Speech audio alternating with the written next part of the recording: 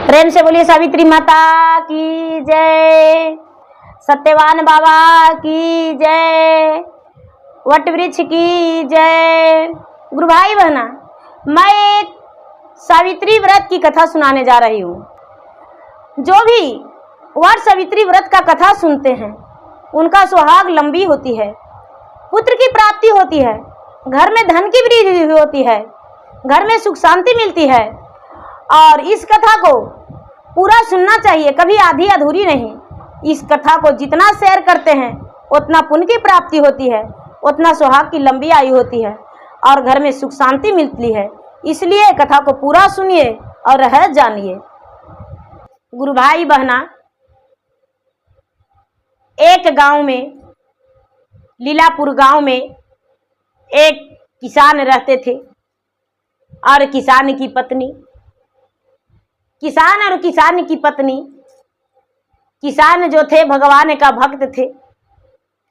किसान पूजा पाठ किया करते थे, देवाई धर्माई कर्म किया करते थे। किसान निसंतान थे, उनका कोई संतान नहीं था। कोई संतान जब नहीं था तो किसान की पत्नी बड़ी दुखी रहती थी। कहते हैं दीदी कि मर्दों का जाति इधर उधर रह के विलम्ब हो जाते हैं, लेकिन स्त्री का जाति घर में रह के घुटन करती है। लोग उसे ताना देते हैं, लोग उसे तरह तरह के बातें कहते हैं, लोग जो कहते हैं उसे दिल में चुभता है। तो किसान की पत्नी बड़ा दुखी रहती थी। धीरे धीरे समय व्यतीत हो रहा था, ब्याह का 10 साल हो चुका था, लेकिन वो मां नहीं बनी थी। कहती है कि ये जी, क्या हम गलती किए हैं जो मैं भगवान के इतना दोषी हूं जो मुझे भगवान ने संतान नहीं दिए हैं। चलिए हम कोई व्रत करेंगे।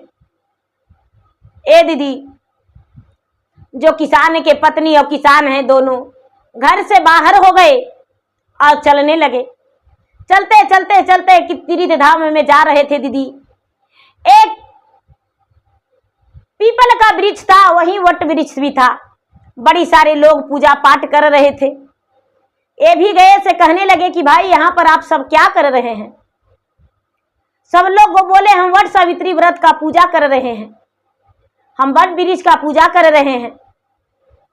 इसको करने से क्या होता है? तो सुहाग की लंबी आयु होती है, निसंतानों को भगवान ने संतान देते हैं। ये बात सुनकर किसान की पत्नी कहती है कि भाई मैं भी इस व्रत को पूरा करूंगी और भगवान से संतान की कामना करूंगी। लोग उसे अपना पर थाल में से थोड़ी थोड़ी प्रसादी दे दिए किसान की पत्नी के और बोले कि आप भी कर लीजिए।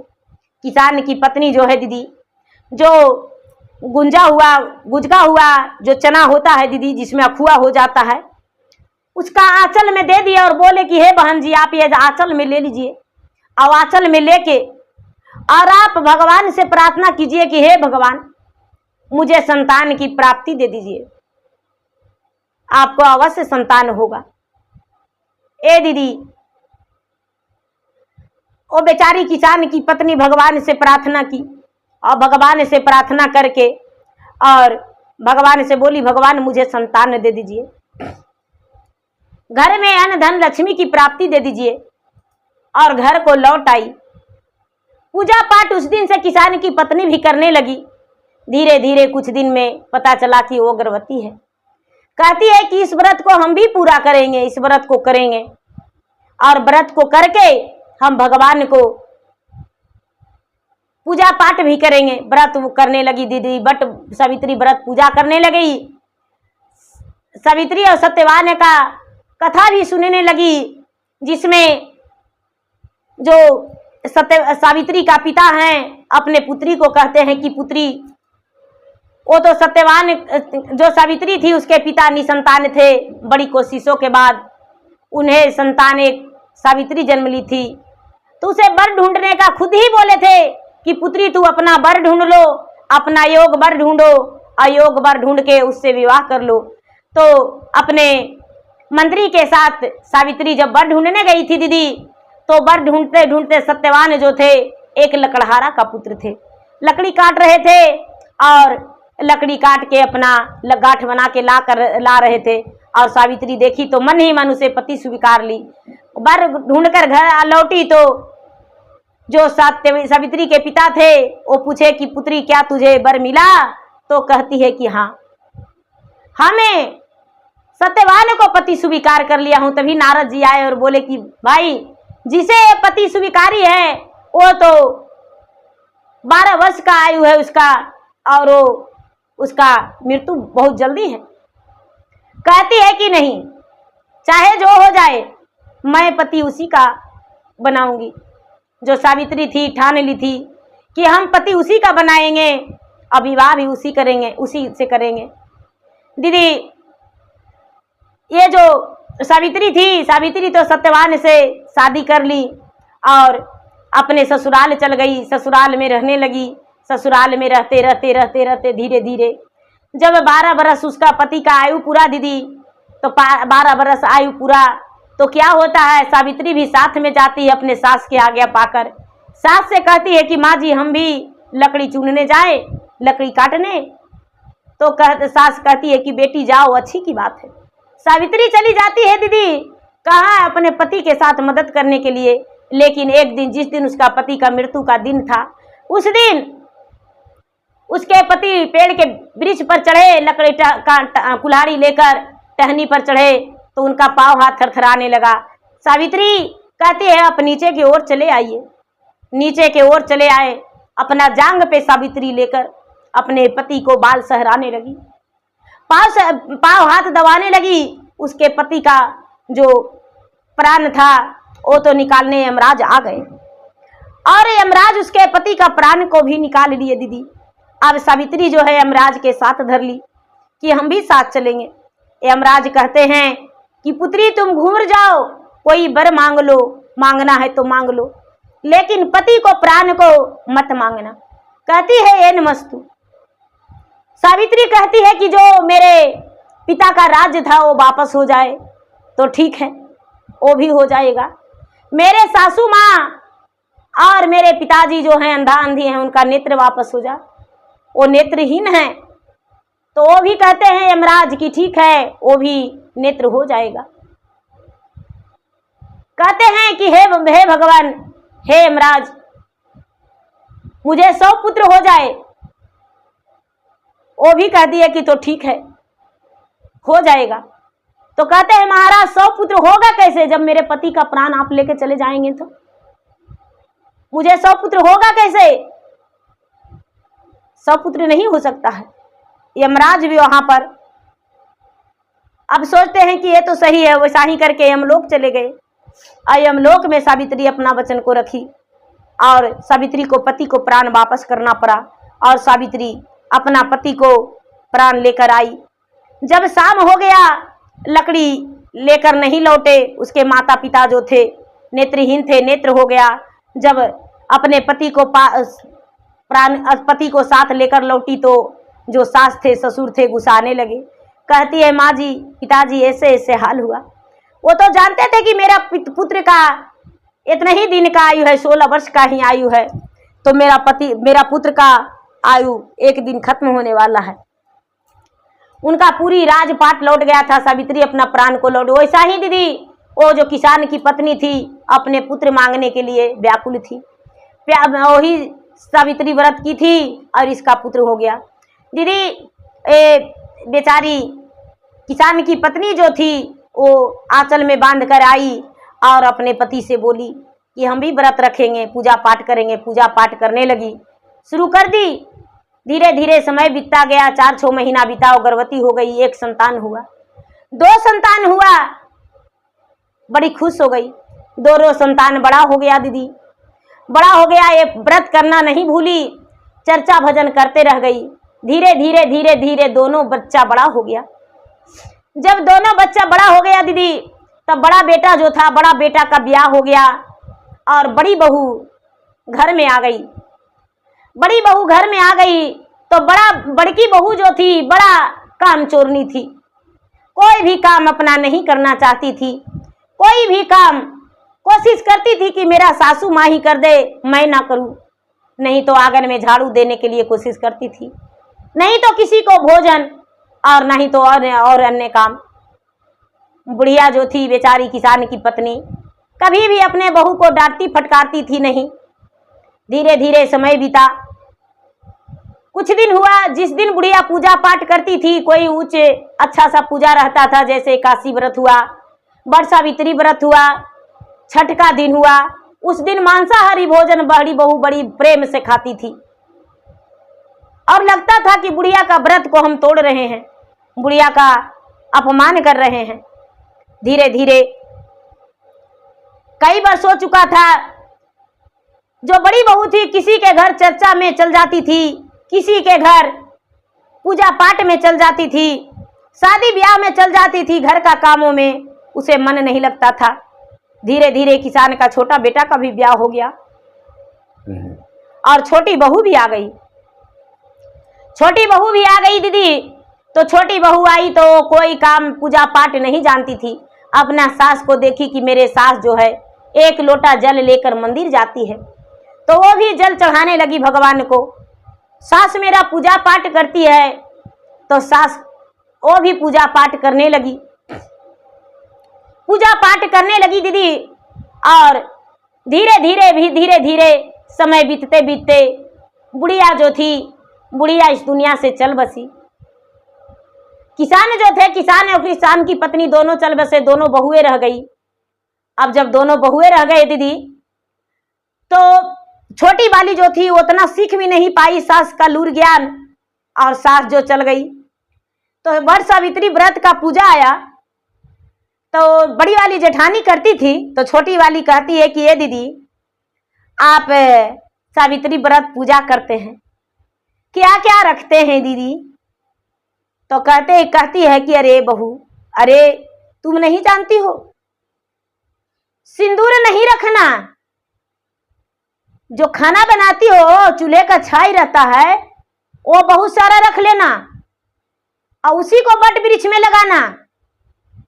बेचारी अनजान थी, नादान थी, बच्ची थी, छोटी थी उम्र में, कम ज्ञान था छोटी वाली को। बोलती है कि और क्या दीदी? तो अरे बट वृक्ष को उसी दिन चैली छोड़ा के ले आना और वहां पे होम जलाना। कहती है कि अरे ऐसे कैसे हो सकता है? वो बेचारी ले आई दीदी, काट कूट के थोड़ा मोड़ा, एक दिन पहले ही कि उस दिन बिजी हो जाएंगे, काट के बट वृक्ष में से ले आई दीदी। और क्या रहेगा दीदी? तो अरे जो तुम्हारे पास जो फटी फुटी साड़ियां रहेगा वही पहन लेना। कहती है ठीक है, पर शादी में क्या रहेगा दीदी? तो अरे छोटी छोटी धंधी पोटी मछली मंगा लेना। अरे दीदी मछली? हाँ, भगवान का पूजा पाठ में उसे शुभ मानी जाती है। अब बेचारी छोटी वाली बहू जो थी देवरानी, वो कहती है कि ठीक है दीदी मंगवा लेंगे। अपना पति के कहती है भिनसरे उठ के कि जी मलाह के घर जाइए ना। उसके पति कहते हैं कि किस लिए? तारे मलाह के घर जाइएगा तब तो बताएंगे। तो क्या करना है मलाह के घर में? अरे छोटा छोटा मछली उसको से मांग लीजिएगा, आज सावित्री व्रत पूजा है, वट सावित्री व्रत पूजा है। अरे तू तो कभी की नहीं। अरे आज पहली बार करेंगे, दीदी बता रही है। बेचारा जो छोटी बुढ़िया के छोटा बेटा था वो मलाह के घर चला गया दीदी, और जाके बोला मलाह भैया हमको जितना जल्दी छोटा छोटा मछली दे दो। कितना भाई? तो आधा किलो भर दे दो, 1 किलो भर। छोटा छोटा मछली ले आया दीदी। बड़ी वाली जो जेठानी थी वो कहती है कि देखो किसी को देखने मत देना, एकदम झांक के लपेट के रख देना। दोनों अलग अलग थी दीदी, बंटवारा हो चुका था। झांक के लपेट के रख देना और घर ले जाना तो पति के कहना कि आंख मून लो और तुम भी आंख मून लेना, और मुनले प्रसादी पति को दे देना और बोलना कि खा जाओ। कहती है कि ठीक है। ए दीदी मछली के भोग वहां पर बेचारी अनजाने में एक थाल में सजा के धो धा के फ्रेश करके दीदी और लगा दी बट वृक्ष के सामने। वो तो जानती थी नहीं, और क्या रहेगा दीदी, तो कुछ नहीं, बर का पत्ता का पंखा बना देना। वो बेचारी पंखा नहीं ले गई दीदी, कोई श्रृंगार नहीं ले गई, और जाके देखती है कि अरे सबको इतना श्रृंगार रखे हैं, सबको ई रखे हैं, ऊ रखे हैं, कुछ नहीं बोली, कुछ नहीं बोली दीदी। ये भी परिक्रमा साड़ी का सूत निकाल के दीदी और परिक्रमा कर ली कि मेरे पास कच्चे धागा तो नहीं है भगवान, मेरा जेठानी ने कुछ नहीं बताई, जो इन्होंने बताया वही हम रखें। पूजा पाठ करके दीदी, और जब घर आई तो अपना पति से कहती है कि ये जी बैठिए, आज हम आपको आरती उतारेंगे।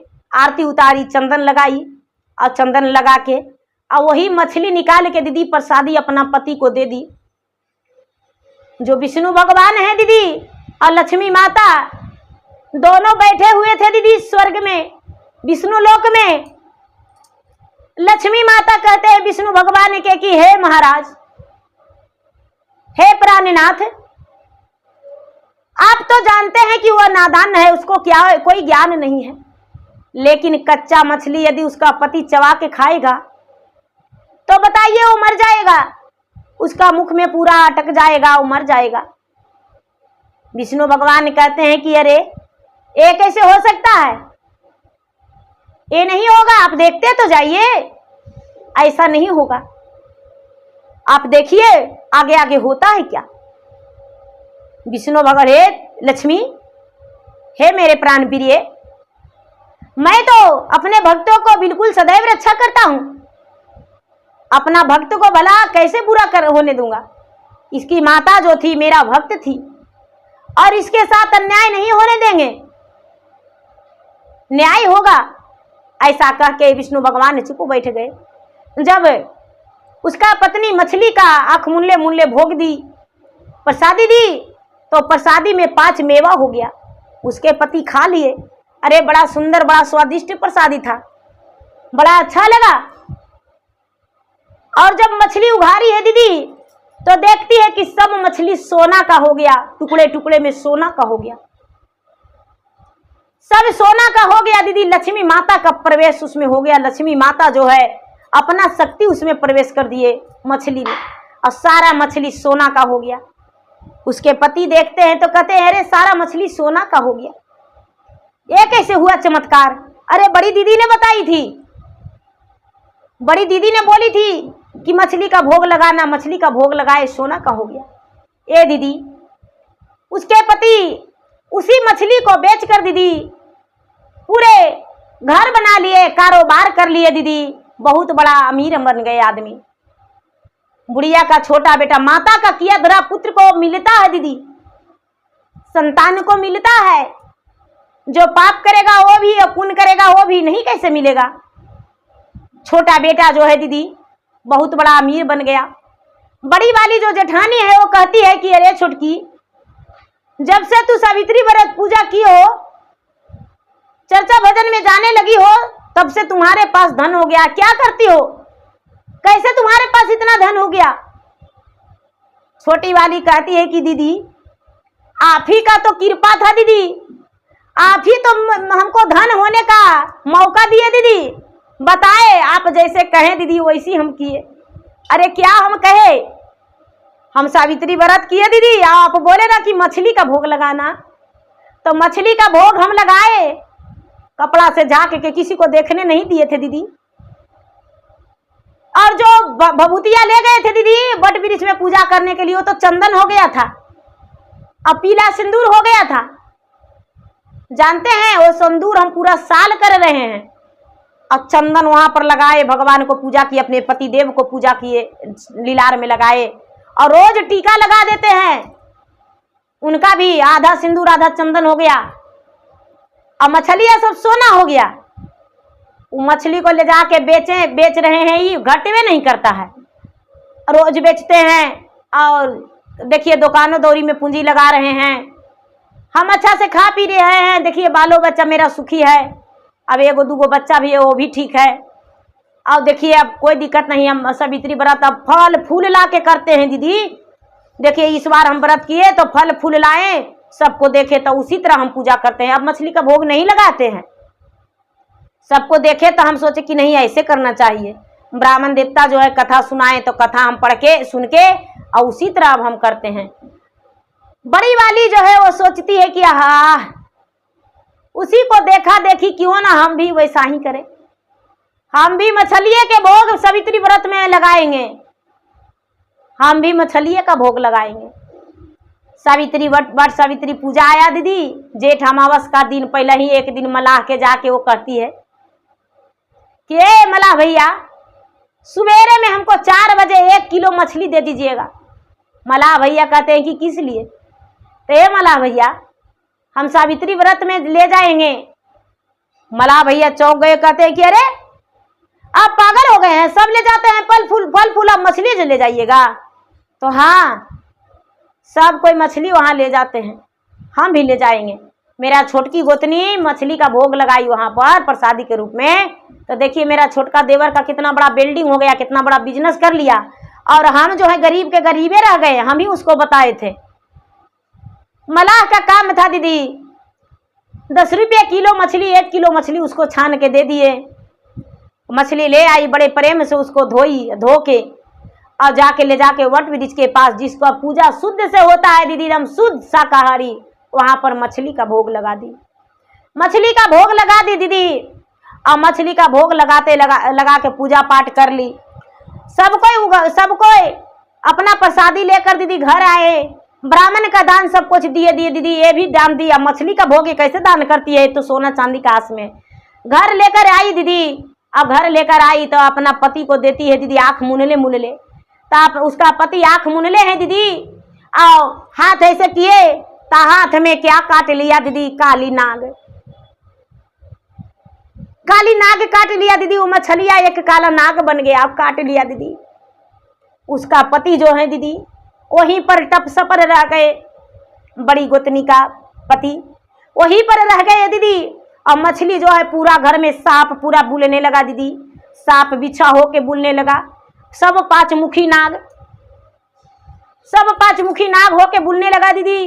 अब सारा गांव में पूरा हंगामा हो गया कि अरे ओ किए सावित्री व्रत पूजा किए आज उसका पति मर गए, नाग काट लिया। सब कोई देखने आए भाई, तो कहते हैं इसका सारा घर में तो नागे बुल रहा है, लेकिन नाग किसी को काट नहीं रहा है। छोटा बड़ा सब किसी में नाग पूरा घर में बुल रहा है दीदी। सब कोई पूछते हैं कि भाई आखिर आप व्रत में क्या किए थे, कैसे क्या किए थे जो आपके साथ ऐसा हुआ? जो बड़ी वाली है वो कहती है कि भाई हमको छोटी वाली बोली कि मछली का भोग लगाने से धन संपत्ति हो जाता है, सोना का मछली हो जाता है। छोटी वाली वही प्रति कहती है कि नहीं दीदी, हम जब शुरू व्रत किए थे तो बड़ी वाली दीदी से हम पूछे थे तो बड़ी वाली दीदी बताई थी कुछ नहीं रखना, सिर्फ छोटा मछली का भोग भगवान के लगा देना और गोईठा का बानी छाई रख लेना। वही हम गोईठा का बानी छाई रख लिए थे और मछली का भोग कपड़ा में लपेट के। जब हम आप लोगों का देखे तो दूसरा साल से हम फल फूल रखने लगे, अच्छा चंदन पुष्प रखने लगे, कलश में जल भर के रखने लगे। लेकिन वो भगवान का महिमा अपरंपार था कि वो मछली मेरा सब सोना का हो गया था, पति का दिए तो 5 मेवा हो गया। और इन्होंने पूछे तो हम बताए तो इनका पति का नाग डास लिया, तो इसमें मेरा क्या कसूर है? सारा लोग कहने लगे कि जैसा करनी किया वैसा फल पाया। दीदी सारा लोग कहने लगे कि भाई झाड़ने वाला को बोला, ये झाड़ने वाला आए दीदी, लेकिन कुछ नहीं हुआ। वो तो एक सब हो गया दीदी, मरा हुआ लाश हो गया। पूरा रोने पीटने लगे दोनों देवरानी जेठानी, रोनो के अपना हालत खराब कर ली। जेठानी अलगे पटका रही है, देवरानी अलगे पटका रही है। उसके छोटे भाई भी है, वो रो रहे हैं, बच्चे लोग रो रहे हैं। दीदी गांव वाला कहने लगे कि भाई अब ऐसा करने से कुछ नहीं होगा, ले चलिए मसान घाट। दीदी बांस काट के उसका अर्थी सजा के ले जाने लगे दीदी। मसान घाट जब ले गए दीदी, सारा सजा दिए दीदी और सारा पर उसको सुला दिए।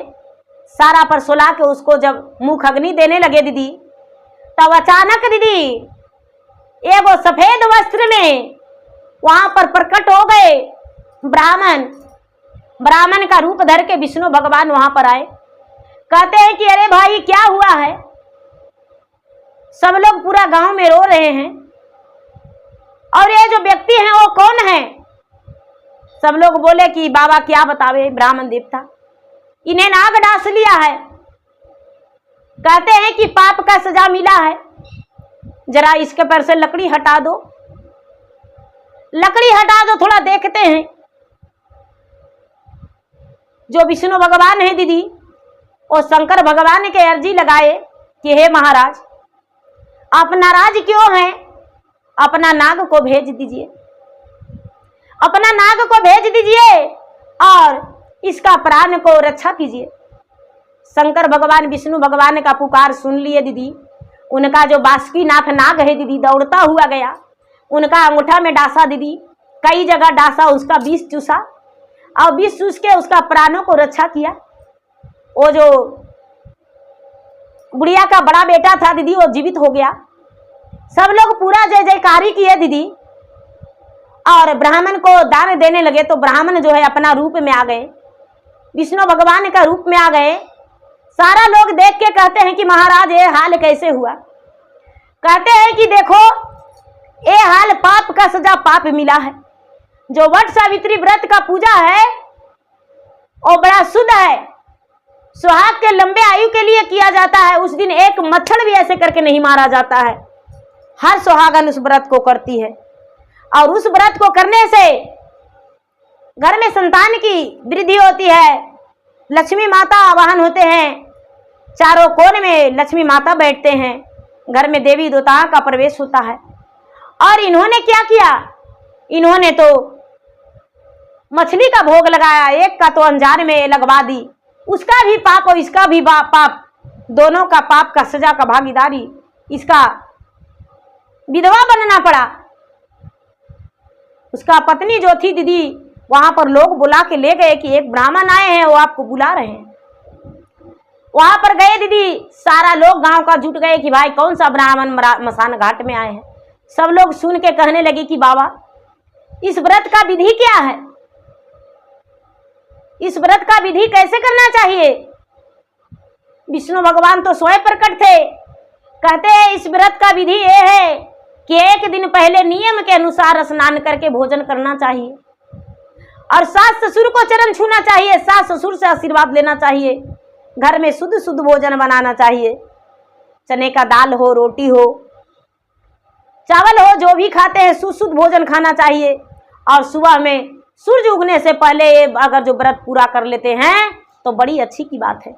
अगर जो आपके पास कुछ नहीं रहे तो काचे सूत से परिक्रमा कर लीजिए और हाँ एक कलश धर के एक दीप जला के हाथ जोड़ी कर लीजिए, आपका वट सावित्री व्रत पूजा हो जाएगा। पत्ते का गहना बना के जूड़ा में लगा लीजिए, गले में पहन लीजिए, आपका व्रत पूरा हो जाएगा। अपना पति को चरण छू लीजिए। होनी अनुसार यदि आपके पास होता है तो ब्राह्मण का कुछ अन्न दान दे दीजिए, वस्त्र दान दे दीजिए और श्रृंगार दान दे दीजिए। अपना लिए भी 16 श्रृंगार रख लीजिए, 16 श्रृंगार में खुद का सज जाइए, नए वस्त्र पहन लीजिए, 5 किस्म के फल रख लीजिए, कुछ ब्राह्मण को दान दे दीजिए, कुछ अपना लिए भी घर में रख लीजिए प्रसादी का रूप में। और जो सिंदूरा होता है, सिंदूरा में वहां पर जो पूजा करते हैं वो सिंदूर भर के पूरे साल लगाइए। जो रोड़ी है, चंदन है, वो चंदन अपने पति का रोज लीलार में लगाइए और पति का चरण छुइए, सास ससुर से आशीर्वाद लीजिए। आपका सुहाग जो है अमर हो जाएगा। होने अनुसार यदि आपके पास गहने हैं तो पूरा गहने पहन के नए गहने भी चढ़ा सकते हैं और यदि नहीं है तो आप सिर्फ मांग में सिंदूर, हाथ में चूड़ी, पाँव में महवर भर के भी आप पूजा कर सकते हैं। भगवान विष्णु ऐसा सबको बताए। सारी सुहागने जो थी भगवान विष्णु भगवान के प्रेम से बोलिए विष्णु भगवान की जय, लक्ष्मी मैया की जय, जय जयकारी मनाए दीदी। और हर सुहागने इस व्रत को करने के लिए ठान ली कि हम वट सावित्री व्रत का पूजा करेंगे और पूजा पाठ करके हम भी विधि के अनुसार विधिवत पूजा करेंगे और अपने सुहाग की लंबे आयु के लिए कामना करेंगे और कामना करके भगवान को हर फल फूल सब चढ़ाएंगे। तो दीदी जो भी जैसा करते हैं वैसा पाते हैं।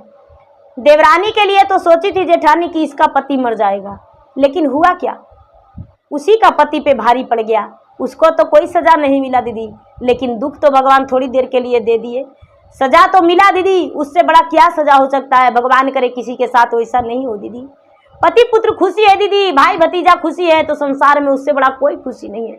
शरीर में अपने कितनों कष्ट होता है दीदी, दुख नहीं होता है, लेकिन पति का एक अंगुली में भी दर्द होता है दीदी तो कलेजा फटता है। पुत्र का एक उंगली में भी दर्द होता है तो कलेजा फटता है।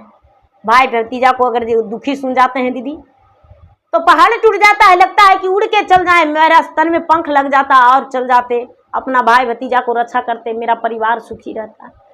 तो गुरु भाई बहना, मेरा वीडियो अच्छा लगे तो मेरा वीडियो को लाइक करें, शेयर करें, चैनल पर यदि नए हैं तो चैनल का सब्सक्राइब करें, बेल आइकन घंटी को दबाएं, जो कि मेरा वीडियो का नोटिफिकेशन सबसे पहले आपके पास जाए, आप मेरा वीडियो सुन सके। कमेंट बॉक्स में हर हर महादेव, जय श्री गुरु जरूर लिखे। धन्यवाद।